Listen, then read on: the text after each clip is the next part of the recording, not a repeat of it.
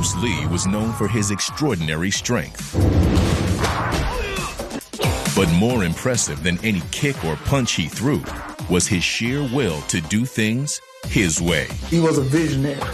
He was open to different philosophies, different ideas. He kind of went against the grain.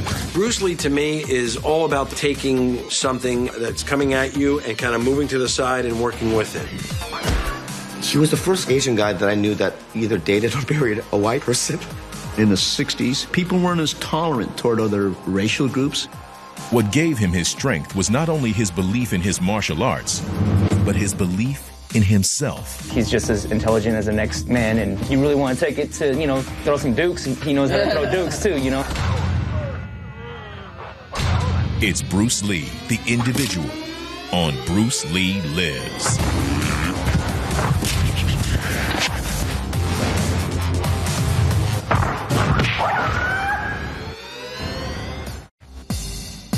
What was so unique about Bruce?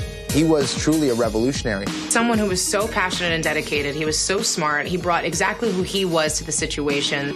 When I hear Bruce Lee, I think badass. He had a lot of wisdom, and he kicked a lot of butt in movies. I think Bruce is one of a kind. I think he was way ahead of his time. Really, when I think about Bruce, I think about a guy that was about finding truth and going to the next level in all areas. He wasn't afraid to be unorthodox. He wasn't afraid to go against the grain. Bruce Lee was a man. Just listening to him speak. Well, Kung Fu, the best example would be a glass of water. So every Kung Fu man is trying to do that, to be soft like water and flexible and adapt itself to the opponent. Watching him fight, watching the way he moves. Of course, I'm a Bruce Lee fan. He paved the way for Asian actors. He's an icon. Bruce Lee was the individual. He was the only Asian that people knew. Asian Americans were very proud of him. First time I saw Bruce Lee, it was like watching the atomic bomb. Now, Bruce Lee Lives, in the series that celebrates the life and legacy of the greatest martial artist of all time. On this episode, we take on Bruce Lee, the individual. I must find out the truth. It's called Being Your Own Man. And for Bruce Lee, the idea of standing tall and not caring what others thought made him so special. Time and time again, he fought back against the normal way of doing things, constantly thinking outside the box. With anything new, there's obviously going to be some haters, people that are obviously trying to bring you down from what you're doing. He went against the grain and did whatever he wanted to do. He was a true rebel and a successful one. Part of what Bruce rebelled against were traditional forms of fighting techniques. For centuries, Asian combat methods were divided up into distinct disciplines: karate, kung fu, Muay Thai, and Taekwondo. Bruce took from each of these styles and incorporated them into Jeet Kune Do. Back in those times, everyone was real stuck on tradition. If you did karate, you only fought in a certain stance, certain way, and you do certain things. But Bruce looked at it not as a sport, but as like, if I'm fighting for my life. His approach, allowing himself to be influenced by other masters and other disciplines, I think that was a very modern approach to martial arts. He tried to say, look, there's merit in all these other sports and styles. He was one of the first people that recognized wrestling as a martial art. That was a revolutionary way of thinking. He didn't really have anybody to model after. He was the first of his kind to combine all these different styles, and just the things that he came up with is just groundbreaking. And here was a man that was able to really break boundaries because he knew that the individual has a right to express themselves.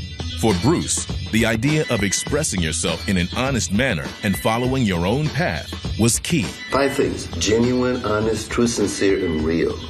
In every note, in every punch. Bruce Lee felt that truly expressing oneself was the way to personal freedom, and he was interested in doing this in all aspects of his life. In early 60s America, when it was still a crime to be seen in certain places because of the color of your skin, Bruce Lee let his heart lead the way when he married outside his race. He wed Linda Emery in 1964. I don't know most people know this, but in the 60s, there was still a ban on interracial marriage. So there weren't too many states that practiced, the freedom to marry whoever you wanted. He did not see any limits in what he wanted to achieve, whether it was marrying an American girl as a Chinese immigrant here in the United States. He was the first Asian guy that I knew that either dated or married a white person. I think my cousin Paul told me about it. That no, he's married to a white person. I thought, you can do that? Well, how wonderful. You know what I mean? America, the land of the free.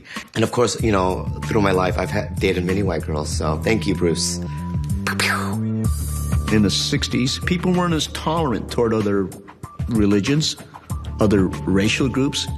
Bruce Lee went beyond that. The lack of fear of what others thought and his ability to believe in himself completely allowed Bruce to inspire others to stand strong and push past the walls other people have tried to put around them. He had a ton of barriers to break down. Coming over those obstacles and setting goals and achieving them has been something that my whole career has been about. Some things take longer than others. Some things I'll break more bones doing and trying, and it's just how bad do you want it? And I feel like that's what he possessed. It was the things that Bruce had said that gave me confidence that this is my body, this is skateboarding, I'm going to express myself, I'm going to work as hard, and this little Asian guy is going to achieve this much. Surely I can get somewhere with what I've been given. He's saying, you need to go beyond what I'm talking about. You need to find for yourself what truly is the best technique. That's where his genius really lies. But Bruce's influence doesn't just extend to sports and fighting. Performers of all kinds look to him because of the strength of his individuality. The dance group the Jabberwockies have exploded onto the scene. And for them, Bruce Lee is one of the reasons they thrive. Bruce Lee was an icon, somebody who wasn't afraid to be different. He believed in what he did, and he believed what he did was powerful and was something that was going to impact the world, and it did. For the Jabberwockies, their dancing is just like Bruce Lee's Jeet Kune Do. It's not one style, but many styles. If you were to throw the beat on boom, boom, cat, you get boom, boom, cat. Or you get boom, boom, cat. It's just using your body in a different way. So really, our dancing is like fighting. We're just not throwing punches or kicks. And know for a fact that he's influenced all of us. A lot of people kind of thought of it was weird. These guys dancing in white masks. Why are they doing that? How come they're mixing so many different styles of hip-hop dance? Why are they fusing so much? That's how Bruce Lee was. He's applying all the movement philosophies to martial arts, but everything he says applies to us as dancers too. Because what we do at the end of the day is just another form of movement. Just as if training for a fight, the Jabberwockies put in the time working out and preparing for every performance. Bruce Lee! Coming up, the Jabberwockies' embrace of the spirit of Bruce Lee seems great in theory. But how will it work when they hit the stage in Las Vegas? But first, Bruce's secret to life is revealed. His philosophy about adapting to your environment and also possibly having the environment adapt to you. In becoming the top martial artist of all time and an icon to all, Bruce Lee needed more than just punches and kicks. What he had was a philosophy about fighting and life that allowed him to be both steadfast in his ideals and open to change. Be formless, shapeless, like water. Now you put water into a cup, it becomes the cup. Put it into a teapot, it becomes the teapot. Now water can flow or creep or drip or crash. Be water, my friend. The philosophy of being like water, I took that back into bike riding. So the way I utilized it was keep your mind wide open and be able to diversify your riding skills in any different way. And that's why I got it tattooed on me right here. Be like water. What Bruce Lee taught us was you cannot have restrictions. I think MMA is a physical display of Bruce Lee's philosophies and teachings. Bruce's philosophies, man, he had a ton of things. The most famous one was the "be like water" quote. And it's really cool because it's true, like water is adaptable. It's the most adaptable thing out there. It's the most powerful force out there. It's all about flow. It's all about yin and yang. It's all about taking something that's coming at you and kind of moving to the side and working with it. He was definitely always looking out of the box, and myself as a martial artist and even my coaches, I try to find guys like that who are always going to look out of the box and evolve. Empty your mind. Be formless, shapeless. Like water. Be water, my friend. When we talked a lot, it was always about being a good human being or evolved human being. He encouraged people to research it. He wanted you to experiment. He wanted you to create. Bruce was teaching us to look past the normal conventions of how things are done, to overcome our fear of the new and embrace change. He was about evolution and about constantly growing. For many, Bruce Lee's mantra of evolving has been heard, and its power is being used.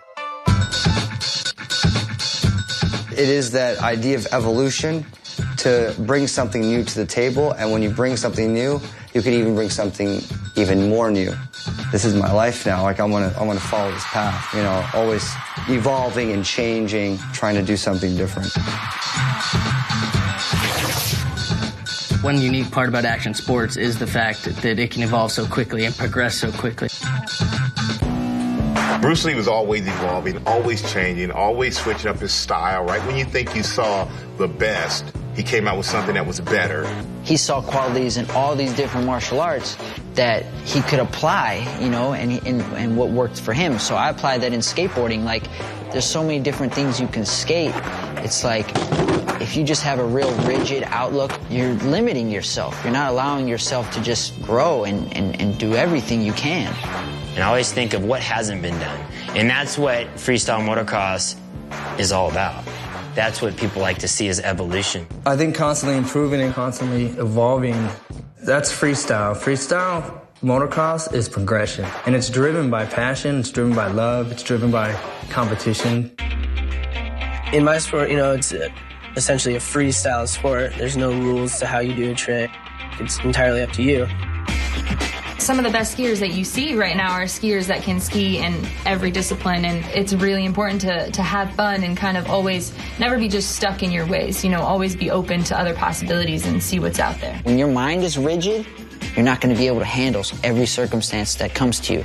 But if your mind bends and bobs and weaves and rolls with the punches, just adapting to your scenario, man, I just feel like you're going to be more successful in life. To flow, to be like water means you must adjust to all things, including the environment in which you compete. With skiing, there's so many different realms you can take it to. I mean, there's half-pipe skiing, there's slope style, there's also powder skiing. And in each one of those separate ones, it can keep evolving and progressing. There's no telling where it can go. Another sport that shares Bruce Lee's philosophies is called parkour. It's all about adapting to your surroundings. But it has also struggled for acceptance among older, more established sports. Bruce Lee's ideas of absorb what is useful, reject what is useless, and add what is specifically your own creation and constantly research. You could easily apply that to parkour. You have to be able to adapt yourself to the terrain around you, be it urban, be it rural, wherever. Bruce Lee understood that adapting to your environment or to your opponent was key. Everyone is different, whether it be your fighting style, size, speed, or any other attributes. Not everyone can fight like Bruce Lee. If Kareem Abdul-Jabbar tried to fight exactly like Bruce Lee, it's not going to work for him because he's way longer, way lankier. He needs to use his tools. Size-wise, weight-wise, you have to adapt a system for you. Bruce Lee said, you may be a little bit bigger, fatter, you may be a little bit taller, shorter. Bruce Lee was not a big man, but he can teach students that was tall what worked for them. For the direct descendants of Bruce Lee's fighting style, the mixed martial artists of today, evolving is the key to winning. Adapt or die is the one truth. Mixed martial arts is a constant evolution. Every 3 fights, you have a guy who does some new techniques. And if you don't evolve with it, then you get left behind.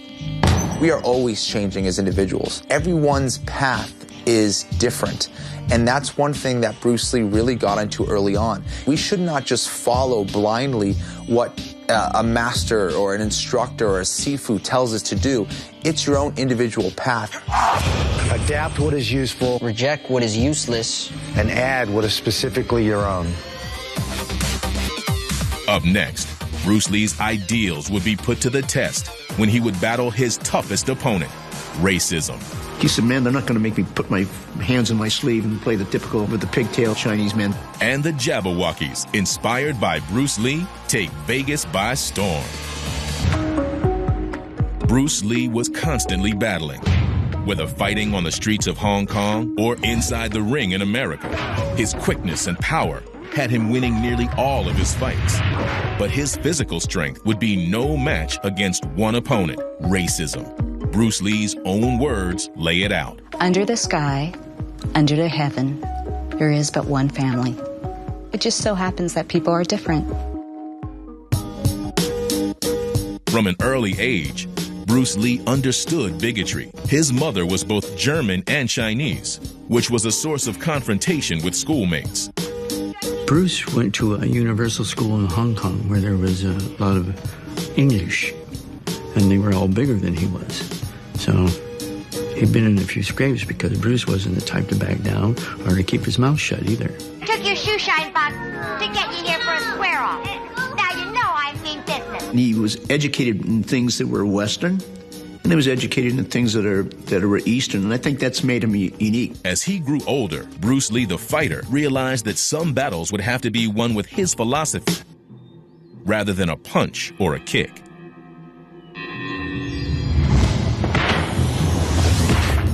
After he moved to the States, and while married to Linda Emery, Bruce was teaching martial arts to all groups. Because of this, he saw racism from fellow Asians. I'll see what you've done. Back in the 60s, the response that he was getting initially from, the Kung Fu community, for instance, was like, how could you? It was considered taboo. And I love that he was able to really just break through those boundaries. When he made the move to Hollywood, the Asian stereotype was again a barrier that he set to break. It bothered him. Like he said, man, they're not going to make me put my hands in my sleeve and play the typical with the pigtail Chinese men. So he didn't want to portray anything that would give the Chinese a bad image. Moving from bit parts in TV and movies, Bruce Lee soon became the international icon he always knew he would be. And he did it by staying true to his beliefs about people and race. His whole philosophy at that time was, if he can get the people to appreciate something in the Chinese martial arts, then they can fully understand and appreciate other things in the Chinese culture. It was the first time that we saw Asian leading men, and kind of changed the whole cultural look of Asians here in America. Everyone respected Bruce Lee. So he was the ultimate role model for Asian boys like me that wanted to, do something exciting, something new, and be respected by everyone. No matter what racial group, they seemed to admire him. I mean, every Hispanic I've ever met always seemed to like him. Every African-American I met seemed to accept him. Bruce Lee transcends race, no question about it. I mean, you gotta love somebody like that. His ability to become one of the first Asian American stars has a lot to do with the time period in which he came to prominence. The fact that it was a time where people were more open and accepting to other cultures and other races. Bruce definitely broke down a lot of barriers for minorities. Fortunately for me, I've never had race play any type of weird role in my life negatively, and it's because of guys like Bruce who took care of it early on. For one thing, he made being Asian very cool. You saw this guy and you were like, wow, I want to be him. He had characters that he played that were disenfranchised, that felt like they were the outsider. Playing characters that were able to rise above that disenfranchisement, he became a hero. Bruce Lee's ability to see people, not colors, resonates with the Jabberwockies' own goals. Just because we're Asian doesn't mean we're not down with hip-hop. Hip-hop is colorblind, and I think that's what Bruce Lee viewed himself. He's just colorblind. He loves all different races, and he just loves. When we wore the mask, people didn't probably really expect to see Asian guys behind the mask, especially how we dancing. You know what I'm saying? We fought to become where we're at right now. The reason why we look up to Bruce Lee, because, I mean, this is in the 70s, you know, when it's a lot more ignorant than I would assume that it is nowadays. He broke that barrier for Asian Americans. With the spirit of Bruce Lee giving them inspiration, let's be like water, my friends. The Jabberwockies put it all in action when they take the stage.